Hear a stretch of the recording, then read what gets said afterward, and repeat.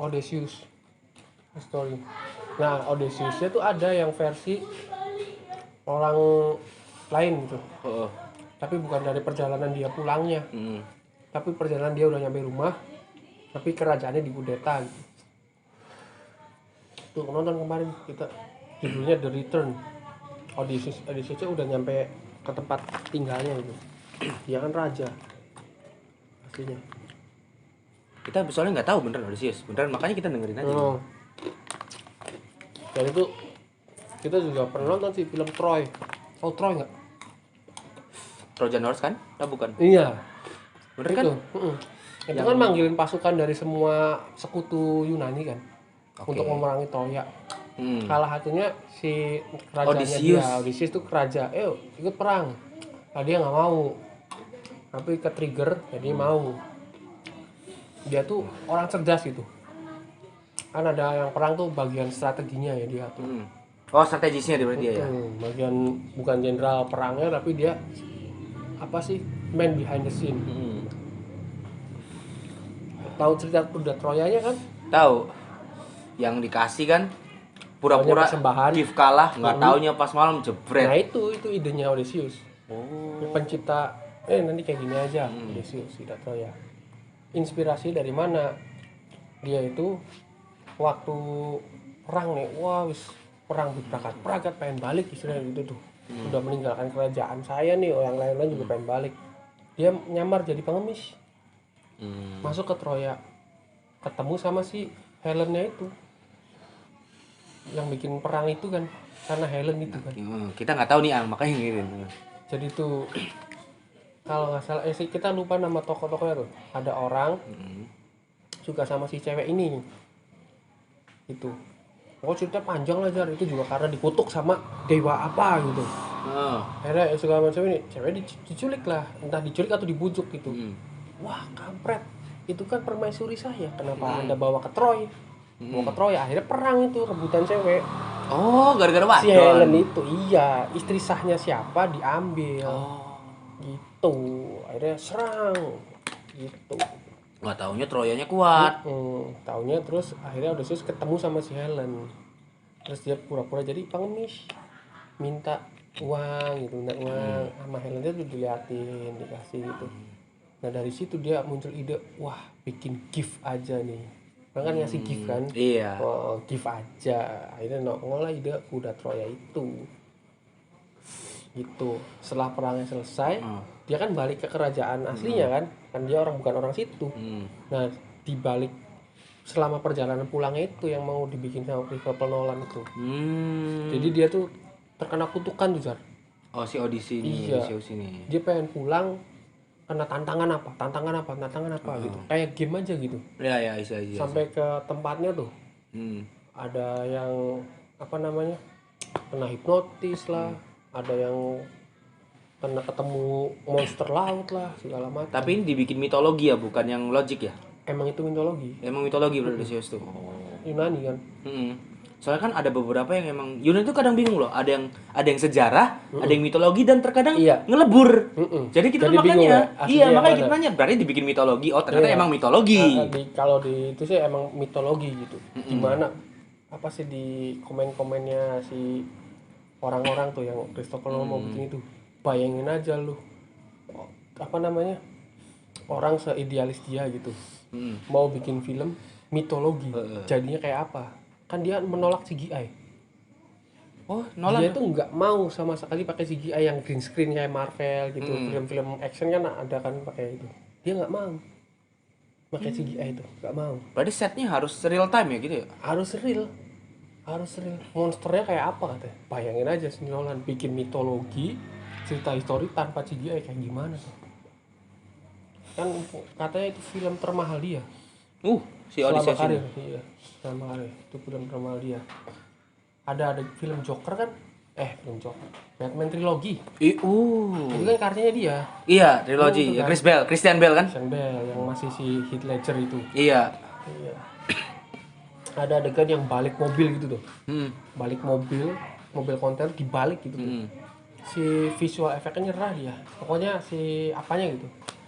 Ini terlalu serem gitu. Melakukan adegan ini secara beneran gitu. Mobil dibalik plek gitu tuh. Bahkan sama pakar action choreographers yang pakai stuntman, bukan stunt apa sih? Artis di bidang mobil ini tuh. Mending pakai CGI aja deh gitu. Resikonya terlalu besar untuk iya, diambil. Walaupun bisa sayangnya ngeliatnya serem sendiri gitu.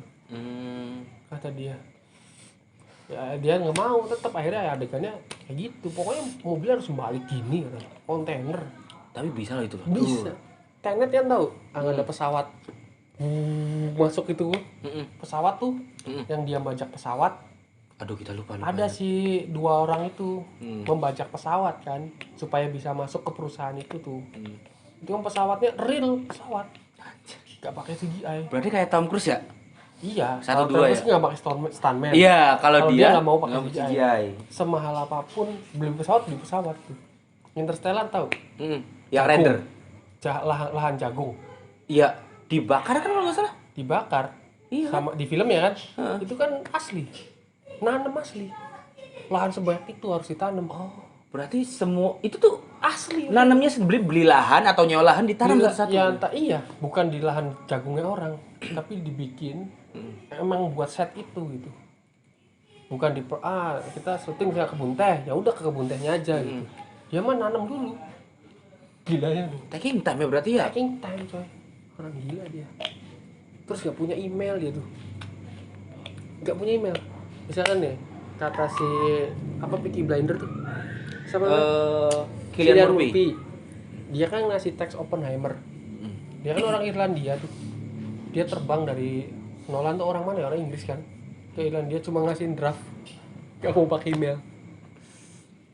Ada wawancara itu. Nolan tuh gila. Padahal sekarang kan ya udah pakai email aja gitu. Dia nggak mau. Papernya dibawa dikasihin. Berarti bener-bener meet gitu. Harus meet. Oh my god. Wah gila Christopher Nolan. Kan dapat gelar kebangsaan bro. Ser. Udah ser. Akhirnya sejak kapan Ang? Nonton Itu. Iya, ngikutin Nolan. Pertama kali tertariknya. Film apa ya? Ya itu Interstellar. Tak tonton berkali-kali tuh Interstellar. Hafal ya. Adegannya. Terus ngobrol sama Sandi kan referensinya banyak. Ada bro, lu nonton Memento. Oh ya udah nonton Memento. Awalnya kan nonton Intercept yang Leonardo DiCaprio dulu tuh. Apa? Judulnya tuh? Tahu. Inception dulu. Nonton Inception, nonton Memento. Memento tuh kata Sandi dia tuh short term memory. Dia kalau inget bentar nih ngobrol apa nih, dia lupa. Atau misalnya dia malam main kayak gini jar, tidur, bangun pagi dia lupa dia habis ngapain. Nah supaya dia inget dia habis ngapain, ditato dong. Kayaknya pernah lihat deh kayaknya deh. Mungkin saya ya. Ditato. Memorinya tuh dikasih clue gitu. Dia begitu dia bangun, ini apa ya? Ini apa ya? Jadi bukan cerita yang dia malam nggak ditulis tadi malam saya ngobrol kayak gini, enggak. Tapi dikasih clue aja Christopher Nolan gitu. Apa ya ini apa? Jadi kan tetap aja dia bingung sendiri. Apa ya tiba-tiba ada tato ini gitu. Kalau setiap ada kejadian penting dia pergi ke art tato. Jadi isi tato badannya itu kejadian-kejadian penting yang dia bakal dilupain di esok hari berarti. Iya, kocak kan. Terus adegannya tuh ada yang hitam putih di filmnya tuh. Ada yang berwarna. Nah, kalau yang hitam putih yang berwarna ada bedanya gitu tuh. Iya, ada meaningnya sendiri ya. Iya, kayak film Oppenheimer aja lah. Oppenheimer kan ada yang hitam putih, ada yang berwarna, jadi loncat-loncat tuh. Alurnya kan loncat-loncat. Oh kalau hitam putih ini ada di kejadian ini, yang berwarna ada di kejadian ini. Beda ini Oppenheimer nonton belum sih? Belum. Kalau yang hitam putih itu kejadian setelah si OP-nya mau dihukum. Yang hitam putih nih lagi dalam persidangan. Kalau yang berwarna ya sebelum dia menciptakan bom atom, mempermudah penonton. Ini malahan film apa ya, ada kuliahnya kita pernah lihat di YouTube. Gila nggak? Ada kuliahnya. Jadi si Nolan itu dipanggil ke kelas, ke kampus itu, suruh menjelaskan ini maksudnya gimana nih, kejadian film Inception kalau nggak salah. Ini maksudnya gimana nih? Ada aja. Mungkin di sana sih di kuliah sineas gitu ya lihat. dia kuliah tentang film gitu. Dipanggil situ jelasin menurut ada gimana film ini versinya aslinya kayak gini maknanya. Oh, berarti Nolan breakdown di situ di apa namanya lecture dia ya? Iya, breakdown. Panggil kamu.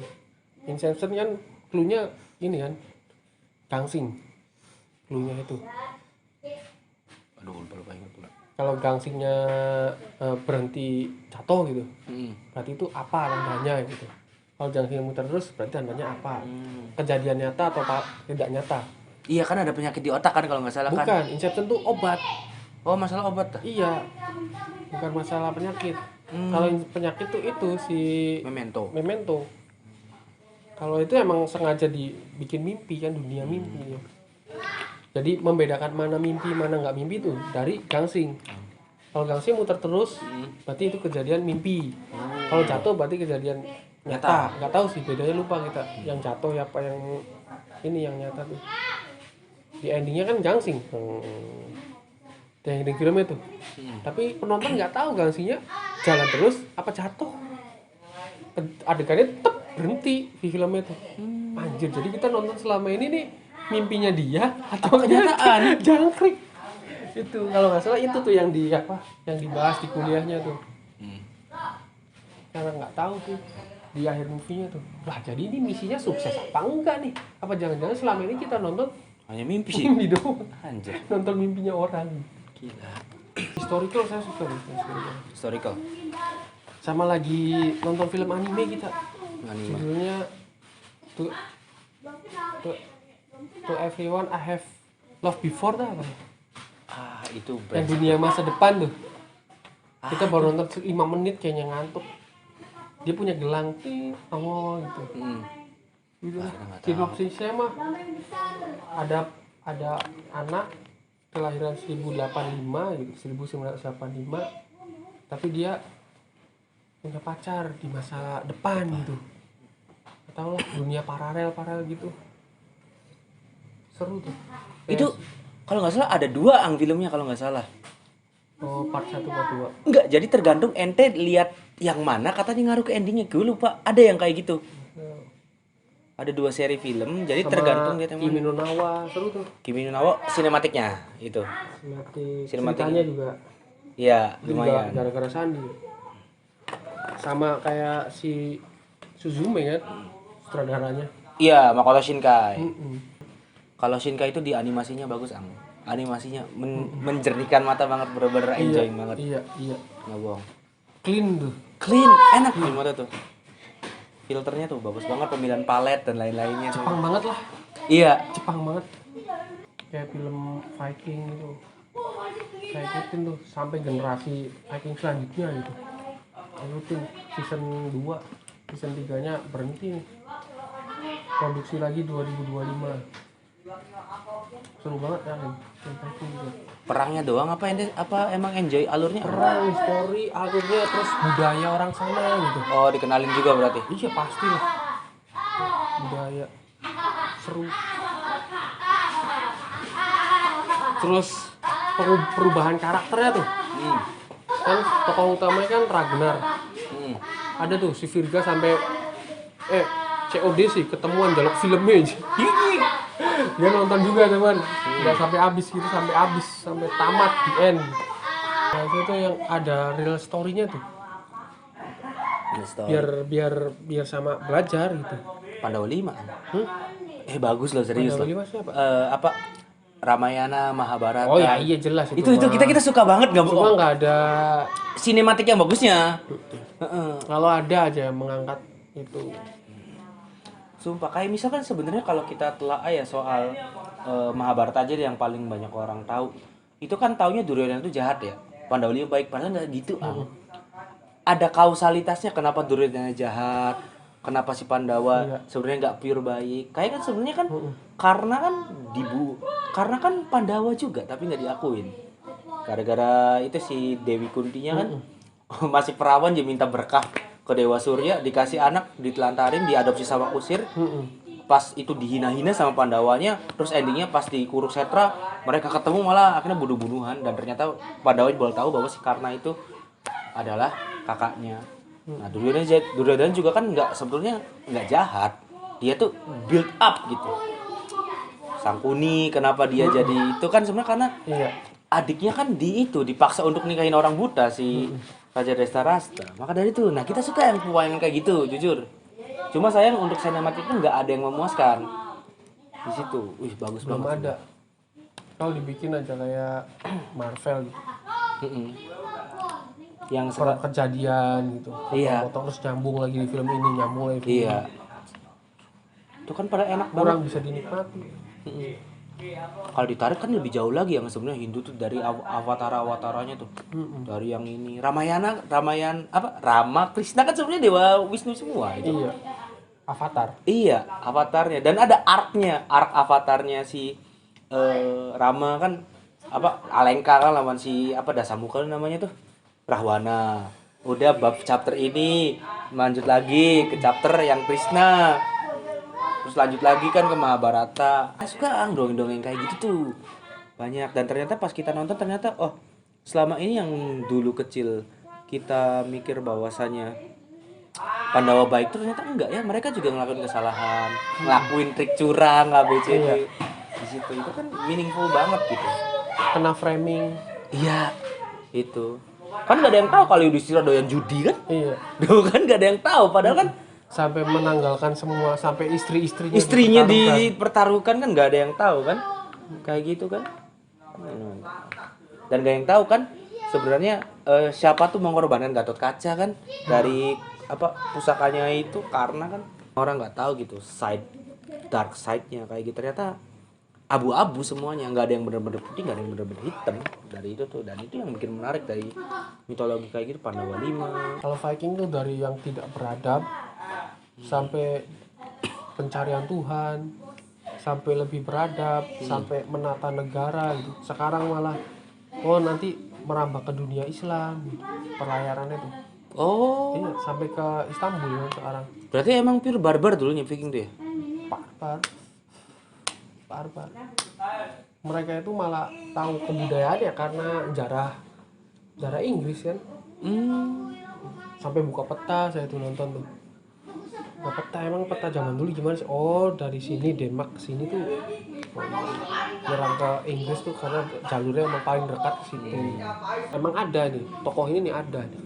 Tokoh utama itu Ragnar.